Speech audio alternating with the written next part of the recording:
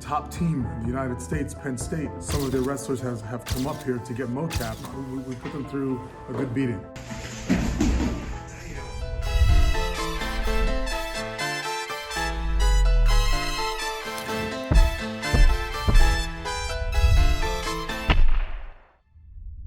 Hi, I'm Mario Mercado, CEO of Bats-toi.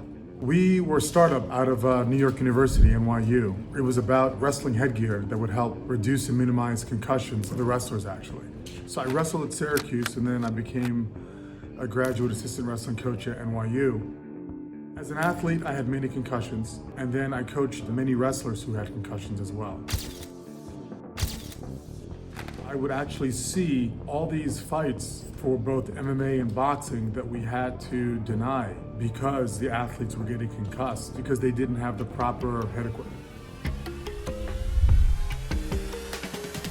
If you look at what our game is, TEKFALL Supreme, it's the first 3D online multiplayer wrestling sports simulation game. The game actually was developed as a way to market the headgear. I saw that more sports video games such as Madden, 2K, and even FIFA, all of the characters were in branded merch. So to me, this was a natural extension as a commercial, but in a very cool interactive way. So we decided to create our video game when we worked with the engineering department with the gaming studio at NYU, and this is how it got started. So the alpha has been completed. We are having the beta ready by October, November, and then we are having the Goldmaster done in March in time for the NCAA Wrestling Championships, as well as the Game Developers Conference.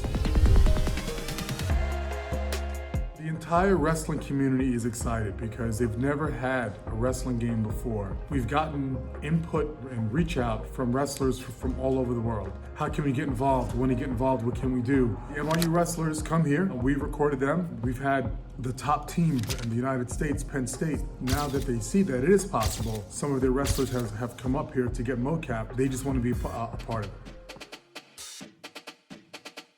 In order for us to really capture this dynamic sport of wrestling, we really had to use what we feel, and we really firmly believe that, are the best MoCap technologies in the market. So we use Xsens for the body, and then of course StretchSense for the hands. So Javier Molina, who is our technical animator, he was a professor at NYU handling all of the MoCap studio. So we had originally looked using an optic system on the MoCap and realized that that really wasn't the most optimal way of capturing these wrestling animations. And we realized, through trial and error that the IMU system was really the best. And then of course you wanted to really capture on the hands, which was really critical for wrestling because of the gripping and the grabbing. The combat system that we are creating and developing has never been done before. Because wrestling is all about struggle. And it's less about, in a traditional fight game, is about hitting or striking. We are really excited that we have the tools, the tech, and the team in order to make that happen. Hands in wrestling are critical because it's about grabbing and pulling and snapping and pushing. Everything is about the hands. When we use the optical system, just limbs and bodies are just covering up one another. So that wasn't working too well. And then when we had used another IMU system, they were just popping out all over the place. There really wasn't any technology that we found that could do what we wanted before we found StretchSense. So the first time I saw the gloves in action, I knew right away that we could get every wrestling move that we wanted to. And it blew my mind, actually. It reduces so much time that we have to clean the animations and capture the data because we used some other stuff before and it just dragged on. So we don't have to compromise in terms of which type of grip that we want because we can get it all. And the cool thing about it is that the recalibration, that's actually the easiest part. It's no time at all. 3, 2, 1, move your wrists and do this, touch, close, open. Yep, great calibration. Fine, and now to the right. The equipment itself is actually pretty robust and pretty sturdy. We're not having to really worry about it breaking, and we've used them a lot. We put them through a good beating.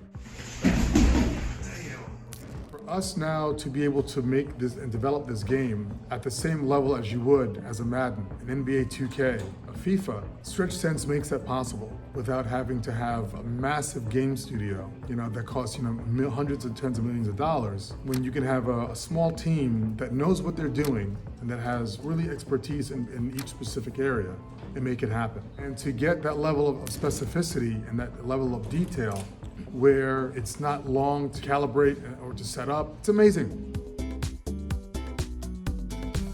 It's been quite easy because there's a lot of tutorials about how you can integrate StretchSense and Xsens together. So Javier hasn't found, and again I'm speaking for him, but he hasn't found anything really challenging in the marriage between those two. I think it's important that StretchSense works, but it collaborates with other technologies that actually makes it easy.